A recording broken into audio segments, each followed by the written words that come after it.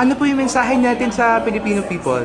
Ayun po, sana po wag na ho tayong papayag na pumili pa ng iba, sumubok pa ng iba. Dito na ho tayo sa subok na, meron na ho tayong napatunayan. Dito ho tayo sa meron ng resulta at yun po ang pinapangako namin sa inyo. Pagpapatuloy po namin lahat ng reforma ng Daang Matuwid at sana po sa tulong ninyo kami po ay mapagbigyan ng pagkakataon para maipagpatuloy.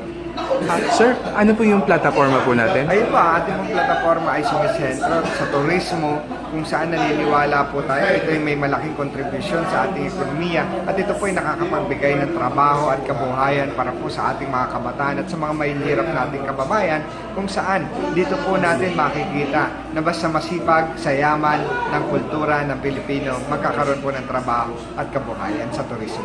Ito po ang inyong lingkod, Mark Lapid, ang pinakabatang pambatang senador ng Daang Matuwid.